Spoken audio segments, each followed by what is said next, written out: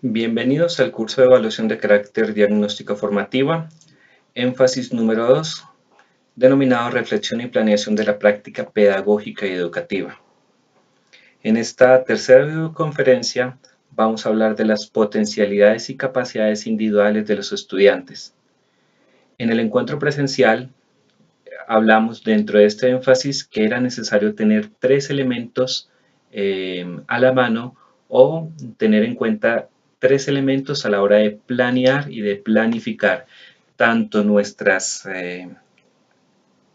clases común y corriente como de manera particular en este caso para planificar nuestro PPA.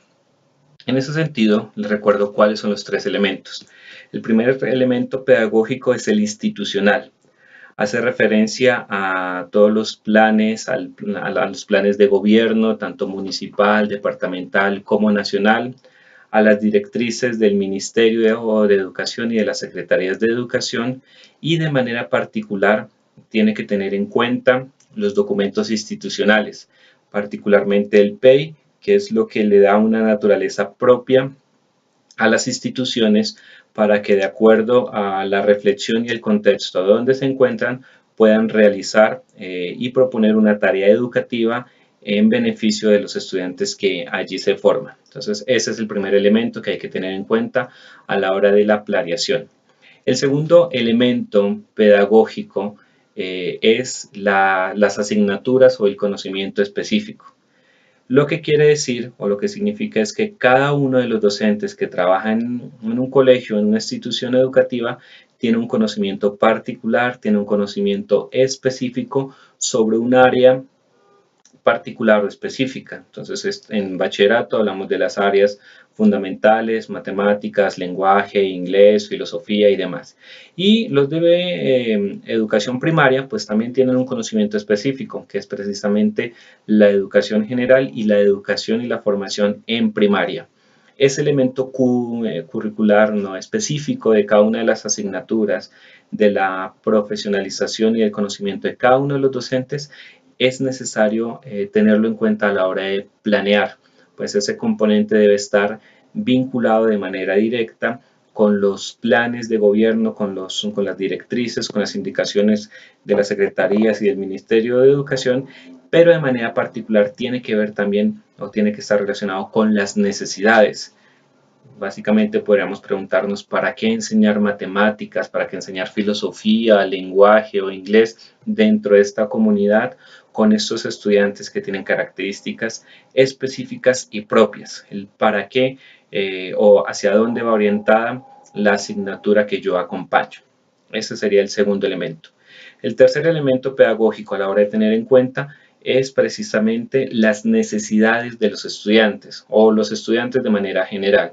Por un lado, sus necesidades, sus cualidades, sus capacidades, qué es lo que necesitan, en qué comunidad se encuentran, bajo qué condiciones sociales, económicas, culturales se encuentran, ya que todo ello debe convertirse en materia prima de nuestra planificación, de nuestra planeación y de lo que hacemos diariamente en las aulas de clase. De manera particular, en esta videoconferencia nos vamos a centrar en las potencialidades que tienen, en las capacidades individuales de los estudiantes a partir de Gardner y su teoría de las inteligencias múltiples, reconociendo que todos, aunque todos tenemos las mismas inteligencias, no todos las desarrollamos de la misma manera. Entender esto debe llevarnos a planificar y a planear nuestras clases y nuestro PPA de una manera diferente. Veamos el video.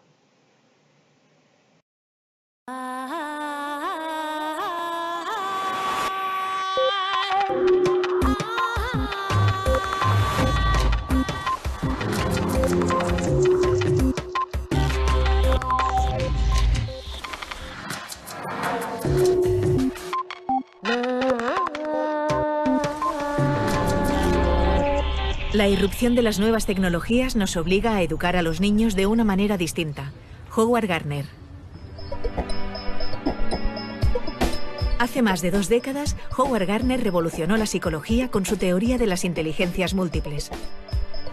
Su trabajo repercutió en la mejora del sistema educativo y le valió un reconocimiento internacional y numerosas distinciones. entre ellas el Premio Príncipe de Asturias de Ciencias Sociales de 2011. En ocasión de la entrega de este galardón, Punset y Gardner protagonizaron un coloquio en Avilés y conversaron sobre las inteligencias múltiples, las nuevas tecnologías y el surgimiento de una manera nueva y personalizada de educar a los niños.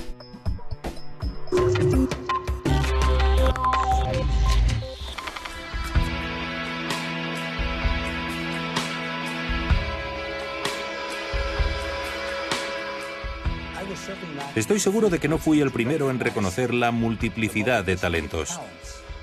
Pero creo que hay dos cuestiones que distinguen mi trabajo.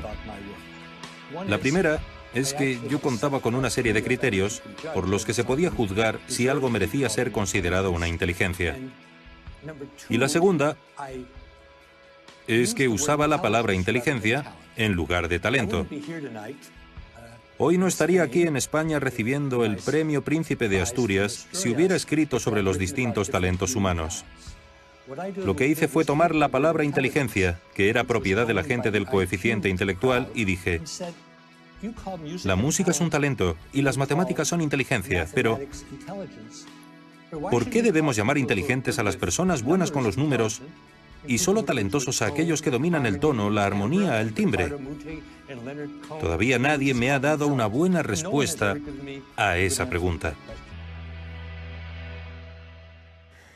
Desde el punto de vista de la genética, o eso me han contado mis amigos genetistas,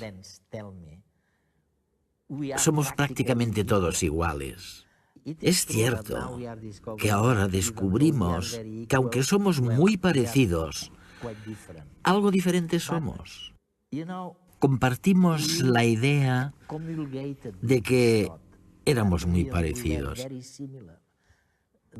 Y hace más de 20 años apareciste tú y dijiste que los niños y los jóvenes no eran tan parecidos como creíamos y que no tan solo eran distintos, sino que tenían lo que tú denominas inteligencias múltiples.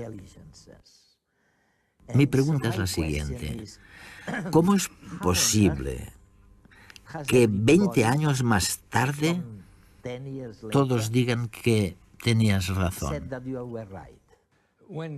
Cuando un experto introduce nuevas ideas, suele haber mucha oposición. En tono de broma, se dice que al principio dicen que estás equivocado y luego, unos años más tarde, lo aceptan y luego dicen que habían pensado en ello. Yo no diría que este haya sido el caso, pero tanto mi trabajo sobre las múltiples inteligencias como el trabajo de Goldman sobre las inteligencias emocional y social han entrado a formar parte de lo que podríamos llamar el conocimiento colectivo del planeta. Sin duda, si vas a la empresa o a la formación o a la política, se reconoce que quizá tengas un coeficiente intelectual muy superior a la media. Pero si no sabes cómo comprender a los demás, si no te entiendes a ti mismo, si no sabes cómo abrirte camino en la calle, en el estudio de televisión, en el ámbito deportivo o en el ámbito artístico, aunque tengas el mayor coeficiente intelectual jamás observado, no serás inteligente en otras áreas. Cuando yo te conocí, la ciencia, la comunidad científica, tendía a creer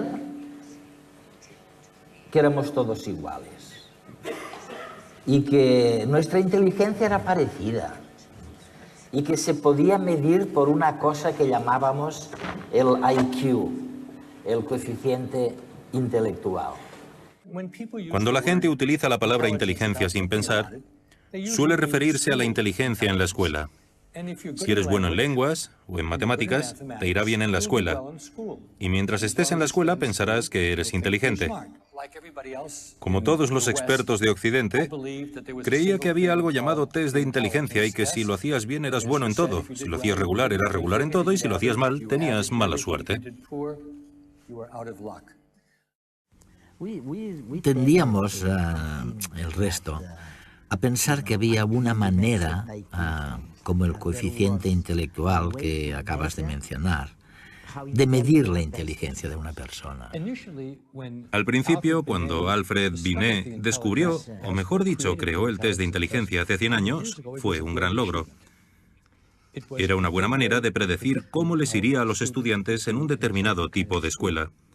Pero hay una manera mucho mejor de predecirlo: las notas del curso anterior.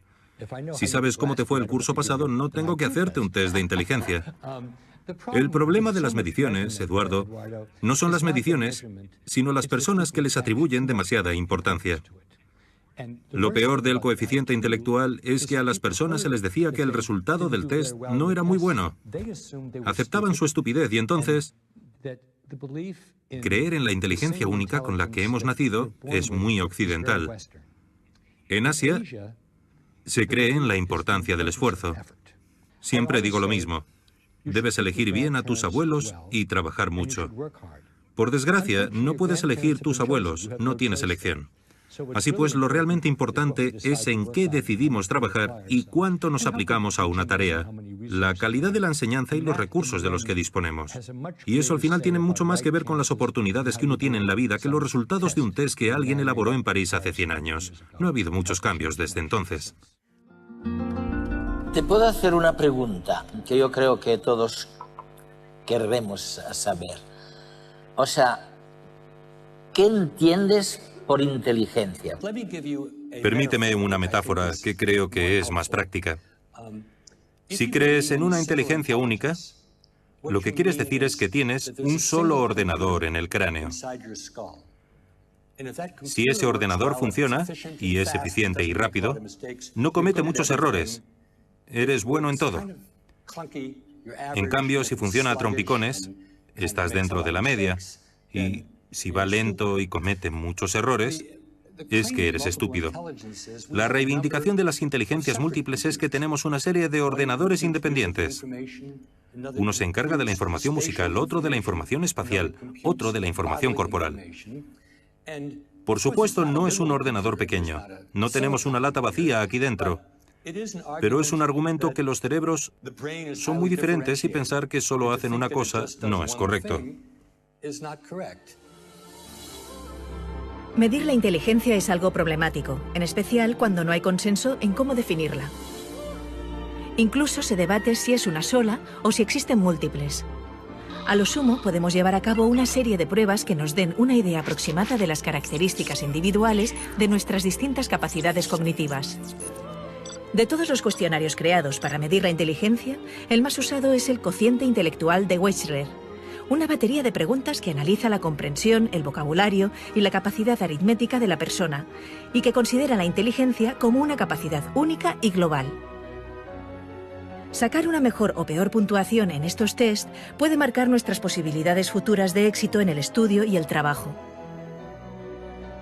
Los críticos con este tipo de test han señalado que sus resultados varían en función de lo concentrados que estén los alumnos o incluso de su nivel de formación académica.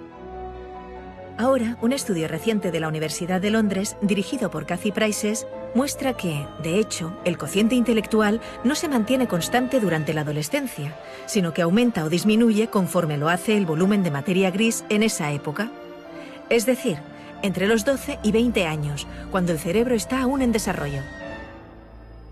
Estos cambios en la estructura del córtex cerebral, visibles por resonancia magnética, demuestran la importancia que la plasticidad neuronal puede tener en nuestra vida y comportamiento.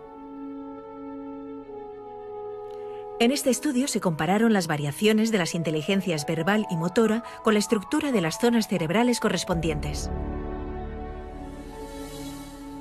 Cuando el córtex aumenta en las zonas motoras y decrece en las verbales, el estudiante muestra una mayor destreza motora y una menor verbal.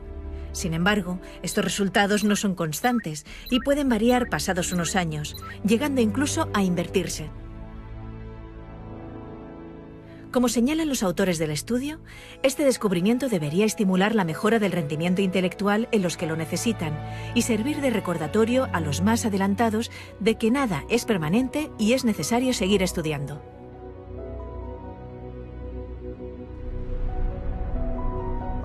La disponibilidad de ordenadores, ordenadores personales, dispositivos portátiles, tabletas gráficas, significa que ya no tenemos que enseñar la misma cosa del mismo modo ni examinar de una sola manera.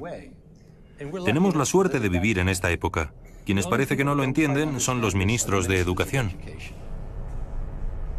Lo que encuentro fascinante es que 20 años más tarde o más, desde el momento en que hablaste por primera vez este tema, puedes hacer algo que hace 20 años parecía imposible. Se trata de la formación personalizada. Puesto que todos somos distintos, hay que dar una formación distinta a cada uno. Y ahora, gracias a la revolución digital, eso es posible. Es verdad. Estamos solo al principio, pero el software y el hardware son cada vez más versátiles.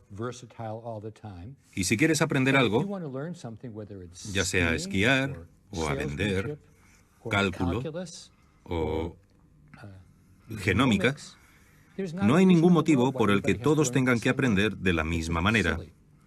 Sería una estupidez. Cuanto más versátil sea el software y cuanto mejor guía sea el maestro para decir, ¿por qué no aprendes de esta manera? O dime cómo te gusta aprender. Cuéntame que has aprendido de una manera que te resultaba cómoda. Y cuanto más me repitan lo mismo, más personas recibirán formación. Así que la cuestión es descubrir cómo aprende una persona, descubrir sus pasiones, que son muy importantes, y utilizar todos los recursos humanos y tecnológicos que nos sirvan de ayuda. Por supuesto, se trata de un ideal, pero estamos mucho más cerca de ese ideal de lo que habíamos estado nunca antes de la revolución digital. Es fascinante porque sugieres, corrígeme si me equivoco, que no solo las personas son diferentes, no solo los estudiantes son distintos y hace falta una formación personalizada, sino que la formación es también diferente. Es decir, los maestros deben cambiar, porque, como acabas de decir, una materia concreta no se enseña de una manera determinada. Puede enseñarse de diferentes maneras. Sí, creo, Eduardo, que cada vez más los maestros se convertirán en guías. Guías. Con eso quiero decir que todos sabrán algo de los estudiantes sabrán algo de sí mismos, y los padres sabrán algo de sí mismos, y trabajarán en equipo para decidir cuál es la mejor manera de aprender para una persona. Hay cosas que todos debemos aprender, pero no hay ninguna razón para que las aprendamos de la misma manera. Las sociedades con materiales informáticos versátiles y maestros que actúan como guías tendrán una enorme ventaja sobre aquellas en las que el software no se utilice bien y los maestros crean que son la fuente de toda la información y todo el conocimiento. Porque en la actualidad, y estoy bastante bien informado, los estudiantes no paran de decir, eso no es correcto, o lo acabo de buscar, y por supuesto levantan la mano. Quien levante la mano no siempre tendrá la razón, pero probablemente tenga más razón que yo. Así pues, la idea de que los maestros somos la fuente de toda la sabiduría alimentará nuestra sensación de poder, pero ya no es cierta. Mozart fue un músico extraordinario, carente de toda inteligencia emocional, como lo demuestra cualquier relato de su vida, aunque nadie dudaría de su genialidad.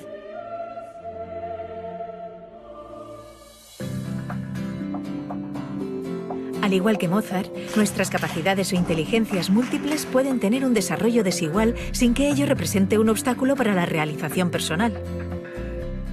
Sin embargo, un resultado negativo en un test de inteligencia tradicional suele asociarse a una condena al fracaso. Librarnos de este estigma social es el mayor logro de la teoría de las inteligencias múltiples.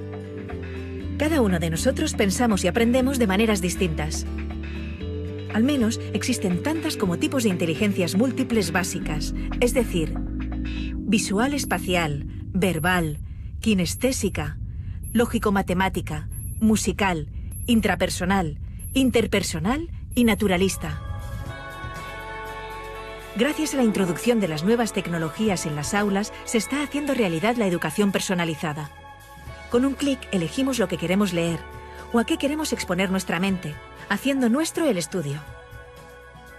Quizás por ello, la principal misión de los profesores en esta nueva era sea la de asistir a los estudiantes a reconocer cuáles son sus tipos principales de inteligencia y ayudarles a utilizarlas para acceder más fácilmente al conocimiento. Todo ello, por supuesto, sin olvidar estimular y desarrollar el resto de sus habilidades.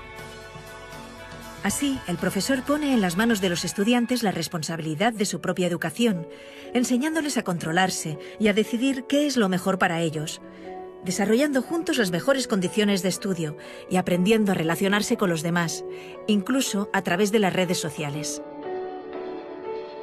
La independencia y la autonomía de las nuevas tecnologías son algunas de las competencias que la nueva sociedad está reclamando a la juventud.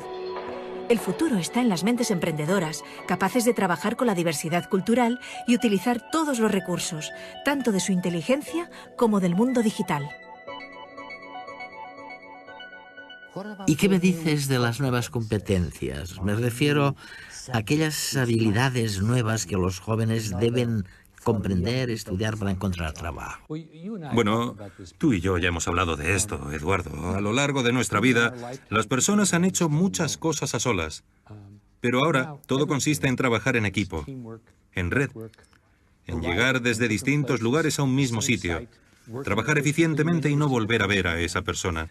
Así pues, saber cómo hacernos una idea de la situación, colaborar efectivamente, construir confianza, combatir las reacciones propias, que quizás puedan ser demasiado impulsivas, o demasiado arrogantes, o insuficientemente colaboradores. Todos estos factores sociales, emocionales, entran en la categoría de la comprensión de uno mismo. Me refiero a la inteligencia interpersonal. Si no te conoces bien a ti mismo, no tomarás buenas decisiones vocacionales, ni elegirás bien a tu compañero, porque hoy en día somos nosotros los que decidimos dónde vivimos, con quién, a qué nos dedicamos. Soy profesor en la Escuela de Educación y propongo cambiarle el nombre por el de Escuela del Aprendizaje de por vida. Porque ni tú ni yo somos niños, pero seremos personas disfuncionales si dejamos de aprender. Sí, yo diría que las mediciones de la educación, el sistema educativo, han cambiado más a lo largo de nuestra vida que probablemente en los siglos anteriores. Pensaba en lo que has dicho. Si la esperanza de vida es ahora de 20 años más, algo deberá cambiar en nuestro sistema de aprendizaje, ¿no? Pero es fantástico, porque en realidad lo importante es lo nuevo, lo que se ha entendido mal. Has mencionado, por ejemplo, la confianza. Si les pregunto a mis nietas, ¿cómo os podéis fiar de alguien o de una institución? No lo saben. Nadie les ha enseñado qué hace falta para fiarte de alguien. ¿Qué necesitas? Sí, yo hablaría de merecer la confianza. Porque en la actualidad muchas instituciones y muchas personas no merecen la confianza. Sin embargo, por otro lado, si sospechas de todos o te muestras escéptico ante todos, no podrás crear ninguna conexión significativa, ningún tipo de sinergia significativa. Creo que es muy difícil y, gracias a las ciencias sociales, sabemos que una de las mayores diferencias entre las sociedades es el grado de confianza. Escandinavia siempre obtiene puntuaciones muy elevadas en las medidas de confianza. Si vas a África, la confianza es prácticamente inexistente. En los Estados Unidos se ha producido una especie de descenso constante del índice de confianza, lo que es muy triste. Hay otras cuestiones, como la cooperación, que también has mencionado. El trabajo en equipo es muy importante, ¿no? Es decir, hoy en día, alguien que no esté acostumbrado a trabajar en equipo, a quien no se le haya enseñado, no tiene nada que hacer, ¿no? Quizás deberíamos concentrarnos en estas nuevas competencias. Y deberíamos hacerlo creando, dentro de las escuelas, entornos que modelen este tipo de comportamiento entre los maestros, entre maestros y padres, y entre los chicos mayores y los pequeños. Porque cuando ves lo que puedes conseguir si trabajas en equipo con los demás, en especial con personas que tienen distintas perspectivas, es muy liberador. Cuando era joven e insensato, y contrataba a personas para que trabajaran conmigo, siempre buscaba a personas que eran exactamente iguales que yo, para tener réplicas exactas de mí. Y hace 20 años me di cuenta de que esa actitud era estúpida. Con uno como yo ya bastaba, así que ahora pienso más en formar equipos en los que las personas tengan habilidades, intereses y pasiones complementarias y en los que todos puedan sumar. Por supuesto, todo el mundo sabe que disfrutamos más en un entorno social en el que no oigamos siempre lo mismo, donde se hagan otros tipos de contribuciones. Si carecemos de esos modelos en casa y en la escuela, y creo que la religión no los proporciona, cuando llegamos al lugar de trabajo, tenemos una tarea de 30 años para construir la confianza y desarrollar los músculos de la colaboración. Es una locura. El coeficiente intelectual y la visión estándar de la inteligencia en realidad tienen que ver con si tienes éxito en un determinado tipo de escuela, una escuela en la que las lenguas y las matemáticas son importantes. Son importantes, nadie lo discute, pero cuando dejas la escuela y sales a la autopista, vas a la tundra o a la sabana. Te sumerges en el agua o sales al escenario. Es el momento para las otras inteligencias.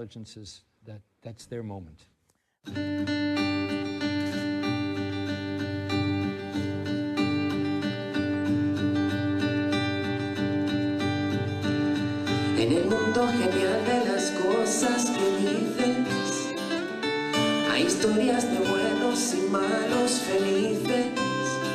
Jorge Ruiz es logopeda, cantante y líder de Maldita Nerea, una exitosa banda española de pop. El diablo se puede tener tanta suerte. En el mundo genial de las cosas que dices, hay tesoros de nadas, planetas y grises. Millones de estrellas que llenan mi mente. Yo no sé si se puede quererte más fuerte. Llámela. Su pasión por la psicología, por la comunicación y por el mundo de las emociones le valió una invitación a participar en el coloquio de Howard Gardner y de Punset, celebrado entre las actividades de la Semana de los Premios Príncipe de Asturias 2011. Básicamente nosotros lo que nos planteamos es que si nosotros hacemos discos, cada canción debe transmitir un mensaje y ese mensaje debe ir ligado a la emoción. Entonces nosotros intentamos transmitir determinados valores que vinculen a la persona emocionalmente. Nunca decimos de qué va cada canción y de esa manera es la persona quien dice de qué va cada canción y cuál es la emoción que a ella le despierta. En cada entrevista que hago para promocionar nuestra música, se me ve el ramalazo de mi pasión, mi gran pasión, que es la comunicación y la vinculación con la emoción y el por qué suceden las cosas. Es que yo he escrito algo sobre el hecho de que no hay ningún proyecto sin emoción. Y tú es muy curioso que desde el mundo de la canción estás diciendo lo mismo y vas más allá incluso, ¿no? Sí. Además, nosotros en las canciones retiramos aquellas que no son cantadas en los conciertos. Porque para nosotros que sean cantadas implica que la persona convive muchísimo tiempo y crea su propia emoción sobre la canción. Y nunca decimos de qué trata cada canción, de manera que ellos hacen la canción suya. Así la emoción es propia e individual de cada uno. Oye, Jorge, y un logopeda como tú, psicólogo, cantor, ¿qué le dice, qué puede aportarle de nuevo a un ejecutivo de una multinacional? Pues no lo sé. Yo solo sé que las empresas intentan fidelizar de la misma manera que hacemos nosotros, pero de la misma manera que una maestra de infantil intenta que su niño entienda lo que quiere que entienda, ¿no? Y fideliza y el contenido le entra al niño a través de la emoción. Las empresas invierten millones de euros o de dólares, según se mire, en esto, en saber que mi marca esté dentro de tu corazón. Y nosotros intentamos hacer eso con la música y, sobre todo, muy importante, divirtiéndonos. Si no nos divertimos, todo esto no tiene sentido. Yo siempre digo que hay que conciliar entretenimiento y conocimiento. Sí, pues nosotros intentamos hacerlo todo el tiempo.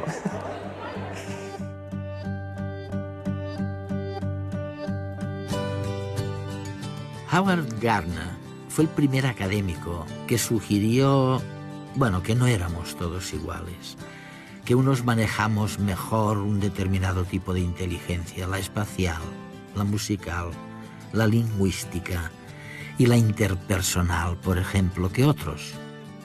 Nos referimos nada más ni nada menos al famoso modelo de las inteligencias múltiples, del cual todos hemos oído hablar alguna vez. Nadie se imaginaba, hace 20 años, cuando Gardner formuló su teoría, el impacto que ésta tendría en la educación unas décadas después. Resulta que, si no somos todos iguales, tendríamos que diseñar una educación personalizada para cada uno de nosotros. No podemos enseñar a todos los niños con la misma vara. Hace 2 décadas, la enseñanza personalizada era una utopía. Pero ahora, gracias a la explosión de las nuevas tecnologías, de Internet, de las redes sociales, de teléfonos inteligentes y de iPads, tenemos las herramientas necesarias para producir una revolución en la manera de aprender de los niños. Finalmente... Muy bien.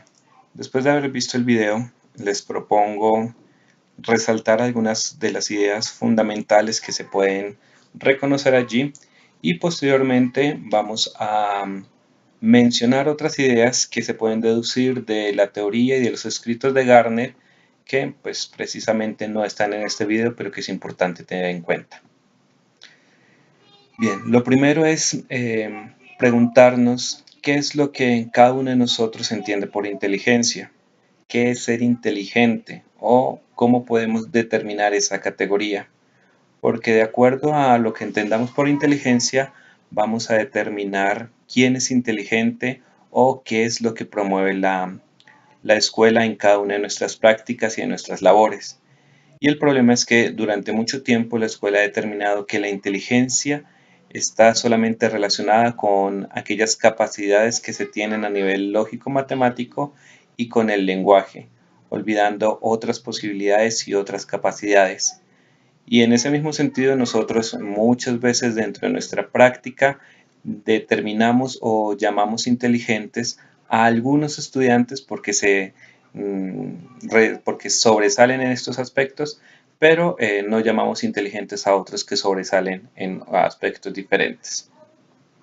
En ese mismo sentido, hay que tener en cuenta que estamos en una nueva cultura, que hay nuevos sujetos y la pregunta sería, frente a esto, ¿hay una nueva educación? Una nueva cultura que ha cambiado mucho desde que nosotros fuimos educados, desde que nosotros fuimos formados en la escuela o en la universidad y que particularmente las nuevas tendencias, las megatendencias, la tecnología ha cambiado. Significa que a nuestras aulas asisten nuevos sujetos, nuevas personas, nuevas ciudadanías, diferentes a como éramos nosotros cuando asistimos a la escuela. Pero de verdad hay una nueva forma de educar, un nuevo tipo de educación. Nuestras aulas son diferentes, nuestros procesos son diferentes. Hay una nueva educación para nuevos sujetos que ven una nueva cultura. Es algo que dejo para su disposición para que lo mediten desde la particularidad de cada quien. Además, es importante reconocer que la inteligencia es múltiple o que existen diferentes inteligencias. De esta manera podríamos, dentro de la práctica, dentro de la planeación que estamos pensando, determinar que no todos los estudiantes son iguales, que la escuela debe reconocer la diferencia de cada uno de los estudiantes y en ese sentido reconocer que cada uno tiene capacidades, necesidades diferentes, porque aunque todos tengamos las mismas inteligencias o las mismas capacidades, no todos las desarrollamos de la misma manera. Y eso no significa que alguien esté bien o que está mal, sino simplemente que es diferente, que su inteligencia va por caminos que no siempre son bien determinados o bien reconocidos dentro de lo que realizamos. Y en ese mismo sentido, podríamos preguntarnos a quién llamamos inteligente dentro de nuestras aulas. ¿Llamamos inteligente solamente a aquel que le va bien en matemáticas o en lenguaje, aquel que puede desarrollar bien las evaluaciones que se proponen dentro de la escuela, aquel que responde de forma, entre comillas, adecuada a lo que proponemos, aquel que es capaz de responder como lo deseamos a nuestras preguntas? Llamamos inteligente a aquel que es capaz de pensar de manera crítica, que se sale de los esquemas, aquel que es bueno en deportes, en música, aquel que se comunica bien, aquel que es buen líder, aquel que está en paz, que procura el buen cuidado, el autocuidado. Posiblemente no, posiblemente sigamos con la tendencia de denominar inteligente a aquellos a quienes les va bien en las áreas de matemáticas y español. Por eso es precisamente la necesidad de prestar atención a lo que estamos reflexionando en este énfasis. Podría preguntarles ahora, y seguramente sí, ¿conocen personas con un buen IQ, con un buen coeficiente intelectual, pero que fracasan en otros aspectos? En el video que se propuso, efectivamente se colocó un ejemplo muy claro y es el de Mozart, un genio de la música clásica que ha desarrollado muy bien esa inteligencia, que lo hace de manera extraordinaria y magistral, pero que a la hora de relacionarse con los demás no le iba tan bien, no era tan bueno. Y esto es particularmente porque desarrolló una inteligencia, no tuvo la posibilidad de desarrollar las otras, pero eso no le impidió que fuera una persona importante, que progresara y que se desarrollara dentro de su vida. Y eso es lo mismo que tenemos que pensar frente a nuestros estudiantes. No todos tienen que ser buenos en todas las asignaturas, pero en lo que sean buenos, que eso les sirva para sus vidas. Y en ese sentido también debemos preguntarnos como docentes, como maestros, como los directos responsables de las prácticas pedagógicas y educativas, cuáles son las formas de evaluar que tenemos. A la hora de evaluar, ¿tenemos en cuenta esta diferencia? ¿Tenemos en cuenta las inteligencias? ¿O estamos pensando todavía que todos deben responder de la misma manera a los exámenes o a las evaluaciones que proponemos? Y recuerden que evaluar no se delimita a la calificación. Es tal vez una asociación que se dio en la época moderna que en cierta medida ha dañado el concepto de evaluación. Evaluar es medir algo, es proponer, es pesarlo, es mirar cuáles son sus ventajas, sus dificultades, sus obstáculos. En últimas, evaluar tiene que ser valorar, y valorar es reconocer la riqueza del otro. Y en ese mismo sentido, debemos recordar que una materia, un área o un tema específico se puede enseñar de muchas maneras, de formas muy diferentes. Y en ese sentido, las nuevas tecnologías hoy dan un gran aporte, pues ya no todos deben acceder a la información de la misma manera, leyendo un texto, leyendo un documento, sino que ahora se puede hacer a través de un video, de una diapositiva, de una presentación, de una obra, de un youtuber inclusive que habla. Es decir que hay diferentes maneras de acceder a la misma información, al mismo conocimiento. Y lo importante ahora es reconocer cuál es la inteligencia o cuál es la manera propia de aprender de los estudiantes que tenemos a nuestro cargo, que tenemos en nuestras aulas, y asimismo poder responder a sus necesidades e inteligencias específicas. Me parece muy importante resaltar una frase de Gardner dentro del video, en donde afirma que hay cosas que todos debemos saber, y eso es cierto. Es necesario que todos tengamos un mínimo de conocimientos en algunos aspectos, pero es muy importante reconocer también que no todos las aprendemos de la misma manera, que no todos tienen la misma facilidad para aprender leyendo o para aprender repitiendo o para aprender a partir del ejemplo que propone el maestro, sino que hay diferentes maneras de aprender. Y en ese sentido Gardner sí recuerda que aunque todos deberíamos conocer o tener acceso al mismo conocimiento, no todos vamos a llegar a él siguiendo el mismo camino, las mismas indicaciones, los mismos materiales o las mismas instrucciones. Y por eso se abre la posibilidad de la educación personalizada, que en la educación pública es difícil, que es complicado por las condiciones que ya todos conocemos, pero sí es necesario comenzar a abrir nuevas rutas para impartir ese conocimiento o para desarrollar esas competencias que deseamos. Para finalizar esta parte del video, quisiera que pensáramos un momento en que pues de por sí sabemos que no todos somos iguales, que no todos tenemos las mismas competencias o las mismas capacidades, y que eso no está mal, que efectivamente la diferencia, la posibilidad de pensar diferente, la posibilidad de ser diferentes es lo que nos enriquece. y eso lo vemos muchas veces y lo reconocemos dentro de nuestra realidad. Pero pareciese que dentro de la escuela esto se hace difícil, se dificulta, se hace complicado y a veces la diferencia o lo que no es igual a nosotros o al esquema parece molestar y parece intimidarnos un poco. Entonces la pregunta es ¿por qué si dentro de la diferencia hay una gran riqueza en las aulas no se muestra de esta manera? En las aulas tememos la diferencia y a veces la rechazamos de forma tangente o de forma inmediata, porque es que el que piensa diferente, el que piensa de forma alterna o divergente no siempre es tenido en cuenta, no siempre es valorado y muchas veces es rechazado. Muy bien, eso a nivel, pues para resaltar algunas ideas que podemos tomar del texto.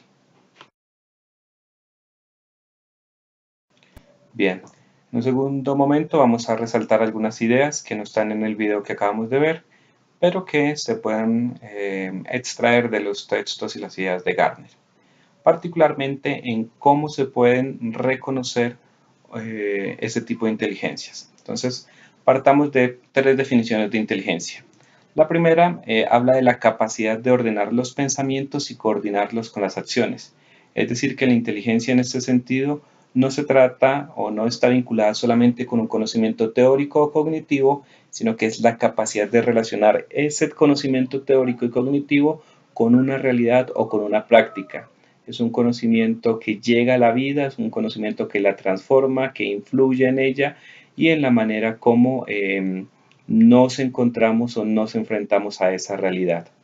Y en ese mismo sentido, pues se tiene que decir que la inteligencia no es una cantidad, no es una etapa o no es una realidad cuantitativa que se pueda medir con un número como lo intenta hacer el coeficiente intelectual. Claro que las pruebas de coeficiente intelectual dan una muestra y un número al respecto, pero ese número tiene mucho que ver o está muy relacionado precisamente con el entendimiento de la inteligencia de manera particular y limitada, una inteligencia vinculada solamente a aspectos matemáticos o del lenguaje, pero que olvidan otros al respecto. Para Gardner, de acuerdo a lo que se puede extraer de sus lecturas, la inteligencia es sobre todo una capacidad para resolver problemas de la vida, es decir, se conecta de manera directa lo que se sabe, lo que se conoce con la vida diaria y cotidiana, y de esa manera los problemas se convierten en el test o en la prueba fundamental para determinar el nivel de inteligencia de alguien. Pues solamente de esta manera se sabría verdaderamente si una persona es inteligente, porque es capaz de resolver sus problemas. Además, también es la posibilidad de generar nuevos problemas, ya que al generar nuevos problemas habrá que buscar nuevas posibilidades y nuevas soluciones, y en esta relación dinámica de nuevos problemas y nuevas soluciones, el conocimiento tanto teórico como empírico y práctico va a ir creciendo. Y finalmente, de acuerdo a lo que dice Gardner, la inteligencia se puede determinar o se puede definir como la capacidad de crear nuevos productos que sean necesarios para una comunidad. Es decir, en este sentido la inteligencia es capaz de producir aquello que necesite una comunidad o un grupo humano. Y de esa manera, la inteligencia no solamente sirve para leer, escribir bien y resolver problemas matemáticos, sino que tiene que dar respuesta concreta y eficiente y eficaz a las necesidades del grupo humano, de un grupo escolar o de una comunidad específica. De acuerdo a esa concepción que se tiene de inteligencia, es posible desde Gardner hablar de las inteligencias múltiples. Recordemos cuáles son. La inteligencia lingüística, que es la capacidad de relacionarse de forma adecuada con los demás, teniendo un lenguaje coherente y asertivo. La inteligencia musical, pues toda la capacidad de los seres humanos para producir y apreciar la música. La inteligencia lógico-matemática, la capacidad de abstracción, muy relacionada con la matemática. La inteligencia manualo-kinestésica, es aquellos que tienen o aprenden a través del movimiento, de los movimientos de su cuerpo. La inteligencia interpersonal, que es la encargada de mantener buenas relaciones o establecer buenas relaciones con los demás. la inteligencia intrapersonal, que es la encargada de mantener la comunión o la comunidad de la persona consigo misma, que tiene que ver directamente con el autocuidado, con el autocontrol.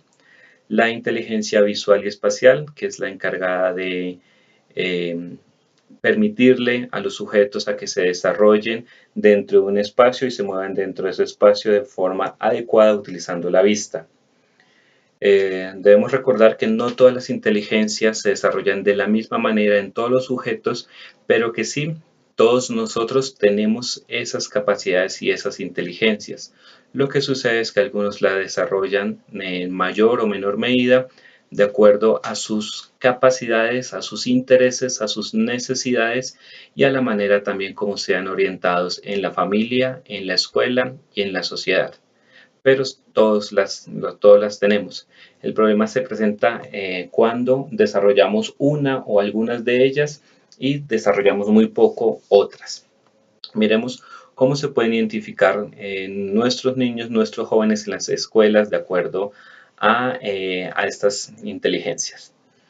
Primero que todo, la inteligencia lingüística es la capacidad de comunicación con los demás. Entonces, reconocemos esta inteligencia en los estudiantes cuando vemos que se comunica de forma verbal y de forma adecuada con todos sus compañeros, cuando utiliza un buen vocabulario de acuerdo a su edad, cuando las muchas o pocas palabras que utiliza, que sabe, las sabe utilizar de forma adecuada, cuando le gusta escuchar historias, cuando le gusta leer libros, cuando le gusta escribir, cuando le gusta crear cuentos, también porque se tiene la facilidad de recordar nombres, lugares, sitios y particularmente porque son aquellos estudiantes que les gusta y lo hacen muy bien además la lectura y la escritura y entonces por eso generalmente les va bien en el área de humanidades. La inteligencia visual y espacial es aquella que se relaciona o que se manifiesta a través de los dibujos, de los garabatos, de los mapas que hace un estudiante, qué tanta percepción de espacio, de tiempo tiene en sus dibujos. Eso es manifestación de que tiene alta o baja percepción de espacio y tiempo dentro de su vida diaria. Entonces, tenemos que mirar a qué estudiantes se les facilita la lectura de mapas, de gráficos, de diagramas, de cómics, que además que también pueden realizar mapas, gráficos o cómics de manera adecuada porque pues entienden este lenguaje de manera fácil. Son aquellos que les gusta resolver actividades visuales, desafíos visuales, que los entienden y los pueden desarrollar de manera fácil. Además, son aquellos que disfrutan ver películas, diapositivas y todo material que tenga un alto contenido visual, no tanto contenido verbal, es decir, letras. La inteligencia natural o naturista es la que está relacionada con el amor, el entendimiento del ecosistema, del mundo como un ecosistema, de la realidad como un ecosistema.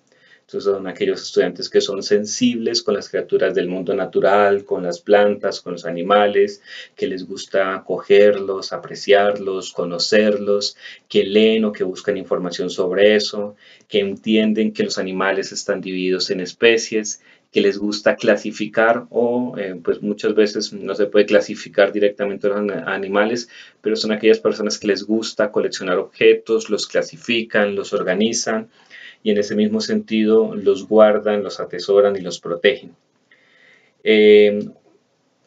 Podemos también hablar de la inteligencia interpersonal, que es aquella que le permite a todas las personas mantener buenas relaciones o relaciones estables con sus semejantes, con sus compañeros. Entonces, una persona que desarrolla esta inteligencia desarrolla aprecio por parte de los demás, entonces todos los compañeros quieren estar cerca de esta persona, es una persona agradable con la que se puede hablar, con la que es agradable estar. Además son líderes natos, líderes por naturaleza, no por obligación o por alguna imposición externa, sino que por sí mismos son líderes, tienen ideas, son capaces de convencer, de llevar a los otros, son muy buenos amigos, son muy buenos compañeros, les gusta y disfrutan mucho el juego con los demás, el compartir con ellos, se sienten tristes cuando están solos, cuando no son tenidos en cuenta o cuando no pueden tener muchas personas a su alrededor o compañeros a su alrededor para compartir con ellos. La inteligencia lógica y matemática, pues ya la conocemos, es la que manejamos casi siempre dentro de las aulas. Entonces es la capacidad de reconocer las causas y los efectos dentro de una relación, pues lógicamente causal. Estos estudiantes son los que desarrollan el pensamiento abstracto de manera plena, de manera positiva, ya que este tipo de pensamiento va ligado directamente con las matemáticas y con el objeto de las matemáticas. De esta misma manera, pues es fácil reconocer a estos estudiantes. Son aquellos que les va muy bien en matemáticas, que les gusta, que aprenden conceptos y relaciones de manera muy fácil, se sienten bien y cómodos desarrollando ejercicios al respecto, y pues son aquellos que sus demás compañeros buscan porque tienen muy buenos conocimientos al respecto. La inteligencia intrapersonal, entonces, está relacionada con el amor propio, con el cariño, con el autocuidado, la capacidad de pensar y de tomar buenas decisiones, de prever qué es lo que se va a pasar, qué es lo que va a pasar si se toma una buena o una mala decisión. También es la capacidad de entenderse a sí mismo, de afrontar los problemas, las dificultades. Entonces son aquellos estudiantes que no se desboronan, no se echan a la pena ante cualquier dificultad, sino que son capaces de salir adelante, de sobreponerse a las dificultades. Además de que son capaces de expresar de manera adecuada y acertada sus sentimientos, sus pensamientos, y se les reconoce porque en muchas ocasiones prefieren el trabajo individual sobre el grupal. Se sienten mucho más cómodos estando solos y desarrollando sus propias ideas, sus propios planteamientos. La inteligencia musical, pues es fácil entenderlas, aquellos que gozan la música, que la no solamente a nivel estético o porque la oyen, sino porque son capaces de reproducirla, de entenderla. Entonces es lo que dicen de los grandes cantantes, de los grandes músicos, por ejemplo los Beatles, decían que ellos no necesitaron en un principio conocer mucha teoría musical, sino que con el solo oído, con solamente escuchar una melodía en su mente, podían ya reproducirla en el instrumento. Entonces, nuestros estudiantes se reconoce como aquellos que les gusta cantar, que lo hacen en todo momento, que constantemente están participando en cualquier evento que tenga que ver con el canto, saben y les gusta cualquier tipo de música, lo hacen de manera adecuada, no tienen que escuchar muchas veces una canción para aprendérsela, sino que la música se vuelve en sí mismo una especie de memoria para ellos. Demuestran sensibilidad ante los ruidos del ambiente, es decir, les gusta, los conocen y casi que dentro de su vida diaria cantan constantemente y lo hacen a veces sin darse cuenta. Muchas gracias a todos por su atención, su participación. Les recuerdo que en la parte de abajo del video va a quedar el espacio abierto para que todos puedan comentar o presentar las reacciones y los comentarios que tienen al respecto. También los invito a que hagan sus preguntas para que entre todos los compañeros podamos ir resolviéndolas. No olviden que en cada una de sus participaciones deben colocar sus nombres completos para ir haciendo el registro de asistencia y participación. Hasta luego.